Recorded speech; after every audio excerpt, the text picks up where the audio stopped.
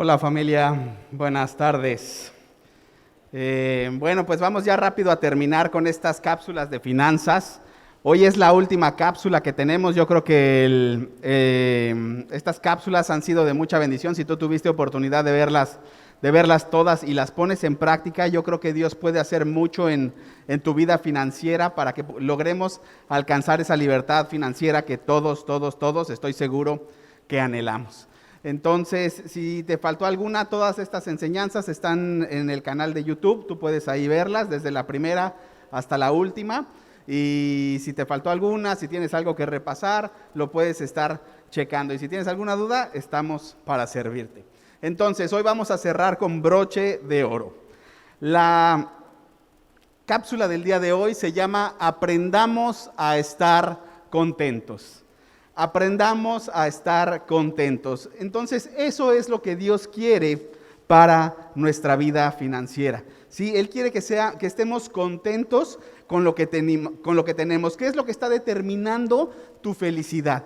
¿Qué es lo que está haciendo que estés contento o que a lo mejor estés enojado? Desafortunadamente vivimos en una sociedad en donde nos bombardean en todos lados, consumismo, compras, necesitas esto, necesitas el otro, y esto, y esto, y esto.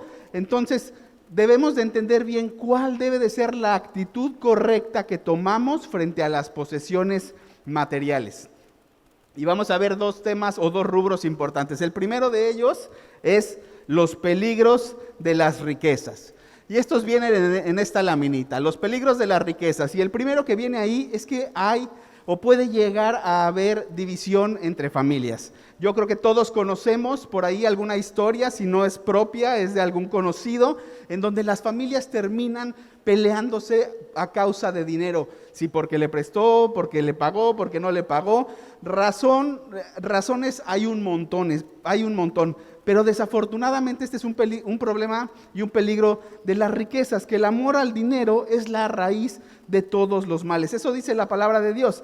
Entonces, la libertad financiera es lo que tú y yo necesitamos. No necesitamos más deudas, necesitamos libertad financiera. Y esa división en las familias viene incluso en la palabra de Dios. Si tú te acuerdas ahí en Génesis 13, la historia de Abraham y Lot. Los dos, Dios los empezó a bendecir y los bendijo de tal manera que tuvieron que separarse. Ellos ya no podían estar más tiempo juntos porque estaban teniendo problemas a causa de que los dos eran sumamente ricos. Entonces uno decide irse para un lado y otro decide irse para el otro. Abraham sabía que el favor de Dios estaba con él. Y entonces, ¿qué es lo que sucedió? Que Lot se fue para el otro lado y todos sabemos la historia. Terminó en Sodoma y Gomorra, terminó su esposa convirtiéndose en sal. Entonces, en realidad trae problemas en las familias, viene la división. Entonces, debemos de tener mucho cuidado con los peligros de la riqueza. El segundo punto que viene ahí dice, debemos poner nuestra confianza en las riquezas materiales y no en Dios. Muchas veces creemos que lo que tenemos es lo que nos da la seguridad. Si yo tengo un coche, si yo tengo una casa, si tengo una propiedad, si tengo un seguro, si tengo esto, si tengo el otro, en eso es en lo que estoy poniendo mi confianza. Y en realidad mi confianza debe de estar puesta completa y totalmente en Dios. Si tú te acuerdas la historia, ahí en Lucas 12 nos habla acerca de un hombre rico. Y este hombre rico se hizo ilusiones y dijo, no, yo ya tengo esto y tengo el otro y voy a construir un nuevo granero y voy a almacenar y me voy a dedicar a la buena vida. ¿Y en qué termina esta historia? En que el Señor le dice, pero ¿qué tantos planes haces si tú te vas hoy? Si hoy tú ya deberías de estar empacando y poniéndote a cuentas porque tú te vas hoy. Entonces, en realidad, no debemos de poner nuestra confianza en las riquezas. Nuestra confianza debe de estar puesta plenamente en el Señor. Por lo general, el hombre con abundancia es muy fácil que se corrompa. Y entonces, ¿qué sucede? Que se pone a adorar otros ídolos. Pueden ser las riquezas, puede ser el trabajo, pueden ser los negocios, pueden ser muchas cosas. Y queremos que Dios nos bendiga. Pero cuando Dios nos bendice, muchas veces nos olvidamos de Él. Cantidad de veces hemos visto esto a lo largo en la iglesia, en que la gente pide un trabajo, pide bendición, pide un negocio, y Dios se lo entrega. Y Dios en su fidelidad se lo entrega, pero al ser malos administradores, voltean hacia el negocio, hacia el trabajo, y entonces nos nos olvidamos de Dios. Entonces tú y yo debemos de ser hombres y mujeres que ponen su confianza en el Señor. El tercer punto nos dice, con las riquezas el corazón se enorgullece. Muchas veces cuando las riquezas empiezan a llegar a nuestra vida, el corazón empieza a decir, no, es que yo lo logré, es que yo hice, es que yo esto, es que yo el otro, es que vi aquí una oportunidad y es que vi aquí otra. Y entonces empezamos a enorgullecernos en el corazón. Y acuérdate que lo que más le importa al Señor es nuestro corazón. ¿En dónde está puesta mi fe y mi confianza? ¿En mí mismo, en lo que yo hago? ¿O sigue siendo mi confianza en el Señor? Mi corazón debe ser como el de un niño. Recuerda que tú y yo debemos de ser como niños. Y ese niño debe de estar, la gran mayoría de los niños están contentos, están expectantes, están inocentes de saber qué es lo que va a hacer su papá. En este caso, tú y yo debemos de estar igual de expectantes de ver lo que Dios va a hacer en tu vida y en la mía. El cuarto punto acá nos dice que se puede destruir tu vida espiritual, ¿sí? Cuando las cosas materiales vienen, comenzamos a hacer, muchas veces nuestro corazón se desvía y empezamos a dar mordidas, empezamos a lo mejor a hacer piratería, a lo mejor empezamos a hacer las cosas chuecas. ¿Por qué? Porque el dinero muchas veces nos corrompe. Entonces tú y yo no podemos participar en lo que no es puro y honesto.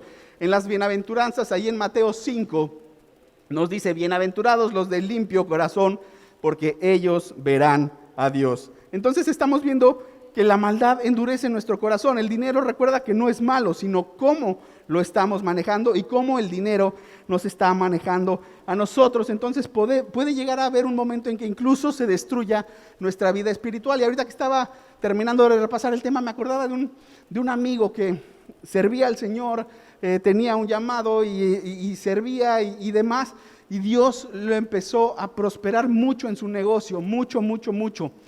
Y entonces empezó a abrir su negocio y empezó a abrir franquicias, y de repente había franquicias de su negocio prácticamente por todo el país. ¿Qué pasó? Que su corazón se desvió del Señor y empezó a amar más las riquezas, empezó a amar la infidelidad con su esposa, empezó a amar las cosas prohibidas, alcohol, drogas y demás, y eso le trajo muchísimos problemas, siendo que unos 2-3 años antes él tenía un llamado muy fuerte y estaba sirviendo al Señor. Pero ¿qué es lo que sucedió aquí? Que se destruyó su vida espiritual. ¿Por qué? Porque pudo más esas riquezas, ¿sí? El final, Dios lo está retomando, Dios está volviendo a tomar esa vida, pero fue tiempo perdido, fue tiempo que pudo haber sido ocupado de otra manera. El quinto punto nos dice que nos puede llevar a la codicia y a la avaricia. Ese es otro de los peligros de las riquezas, que fácilmente podemos caer en estas dos cosas. Efesios 5 nos habla de que no debemos de tener ambiciones exageradas. Entonces, está bien que deseemos cosas, que deseemos ciertas cosas, pero lo que no está bien es que estas ambiciones sean exageradas, que sea demasiado, que quiera tener yo esto y el otro y el otro y el otro. ¿Por qué? Porque eso me va a terminar desviando del Señor. La avaricia es querer siempre tener más, querer tener lo que otro tiene. Entonces estas dos cosas nos van a robar el gozo y nos van a robar la paz. Y entonces tú a lo mejor me vas a decir, oye, pero ¿cómo le hago? Yo no quiero caer en estos peligros de la riqueza. ¿Cuál es la clave? Y aquí está la clave. La clave es el contentamiento, ¿sí? Tú y yo debemos de aprender a vivir con contentamiento. Y este versículo es súper importante para esta lección. Es 1 de Timoteo 6:8. Y dice, así que teniendo sustento y con qué cubrirnos, seamos contentos con esto. Entonces aquí nos está dando la clave, nos está diciendo, si tú tienes sustento, que se refiere al alimento diario de tu familia, y tienes con qué cubrirte, ropa y un techo, entonces estemos contentos con esto. Sí, el contentamiento es una señal de victoria. ¿Por qué? Porque no importa cuánto tienes, sino el corazón que tienes para recibir lo que Dios te está dando. Sin importar lo que suceda, yo sé que mi Dios suplirá. Sin importar lo que esté pasando, Dios va a suplir tus necesidades. Sí, este mundo nos habla de que la felicidad está en la adquisición de bienes o en qué tanto viajo. En las redes sociales tenemos que poner hasta el coche que acabamos de comprar y esto y el otro, pero todas esas, como decía hace ratito Liz, todas esas son apariencias, todo eso es el cosmos, todo eso es lo que queremos aparentar a las demás personas, pero Dios quiere que aprendamos a vivir con contentamiento. Y el contentamiento es algo que se aprende. Realmente es difícil desde niños saber que debemos de vivir con contentamiento, pero debemos de irlo aprendiendo y nosotros como adultos debemos de enseñárselo a nuestros hijos, que es aceptar la provisión de Dios para este tiempo, estar agradecidos y felices y seguir trabajando para que haya una mayor prosperidad. Ese es el contentamiento. Y vamos a ver rápidamente para terminar algunos principios bíblicos en la siguiente lámina de cómo debe ser mi estilo de vida con contentamiento. Si yo tengo contentamiento en mi vida, de esta manera es como debo de estar viviendo. El primer punto es, debo de vivir con una perspectiva eterna. Muchas veces nuestros ojos están puestos en el tiempo que voy a estar yo en la tierra. Y realmente lo importante es que veamos más allá, que veamos cuando yo no voy a estar aquí, en qué estoy invirtiendo. ¿Estoy invirtiendo en el tiempo en el que voy a estar en esta tierra o estamos invirtiendo más allá, en una perspectiva eterna? Entonces debemos de entender que nuestro dinero, el dinero que el Señor nos da para administrar, debemos de administrarlo de esta manera. El segundo punto nos dice, no esperar a tener todo para servir.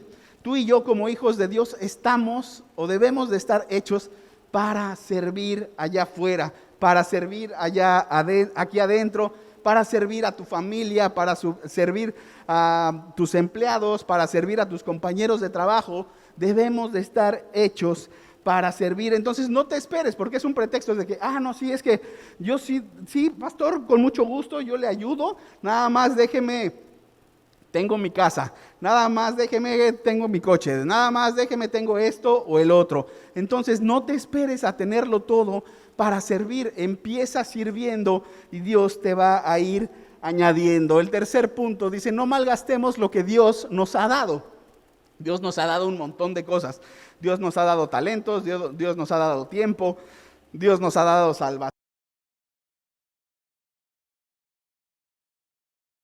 A multiplicarse, pongámoslo a entregárselo a la gente, ¿sí? No debemos de malgastar nada, lo hemos visto, lo vimos a lo largo de todo el taller, la historia que viene en Lucas y de cómo hubo gente que malgastó. Dios no quiere que malgastemos, y tú y yo como hijos que quieren tener una libertad financiera plena, debemos de aprender a invertir correctamente.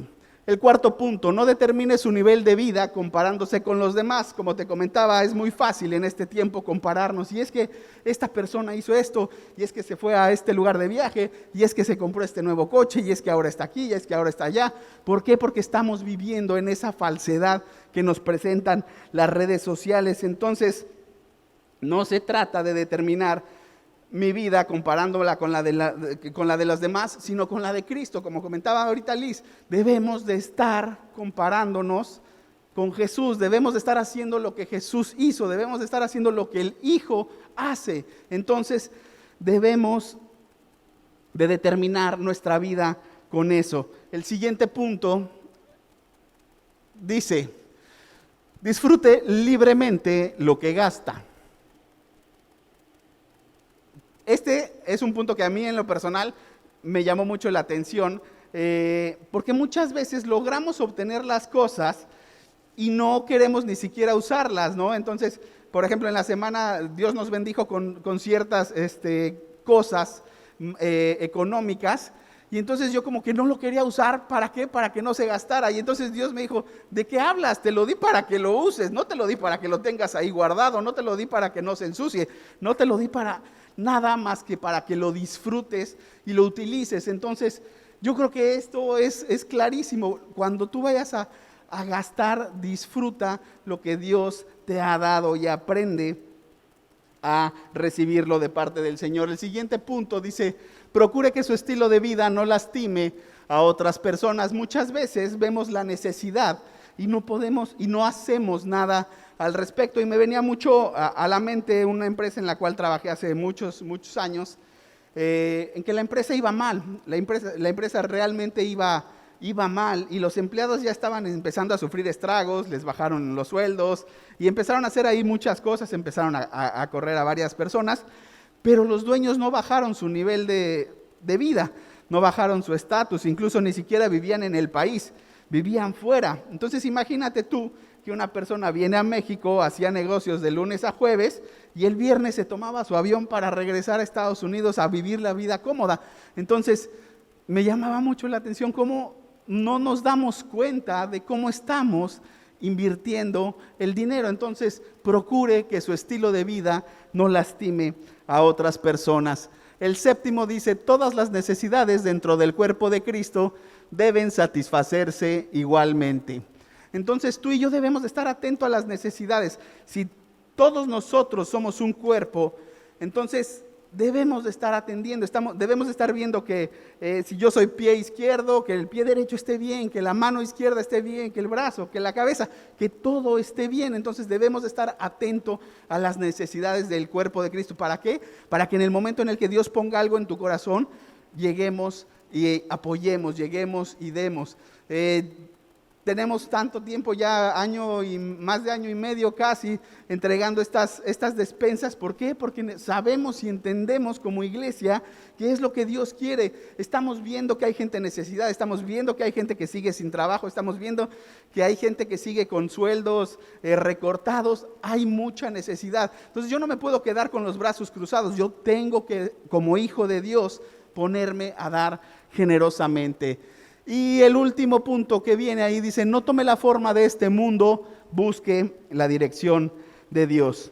Entonces, cada vez que necesitemos hacer una compra importante, no se trata de que decidamos como nosotros queremos, se trata de que siempre decidamos con la dirección de Dios, siempre lo hagamos pensando en lo que Dios quiere que hagamos con eso. Recuerda que en una de las primeras enseñanzas, vimos que tú y yo solamente somos mayordomos, solamente somos administradores de lo que Dios nos ha dado. Entonces debemos de aprender a obedecer la voz de Dios cuando nos diga qué hacer con esos recursos. Así es que hoy creemos que una de las cosas más importantes para vivir en libertad financiera es estar contentos y felices con la posición y lo que Dios nos ha dado el día de hoy. Amén. Muy bien, familia, pues bueno, esto es el cierre de estas cápsulas financieras.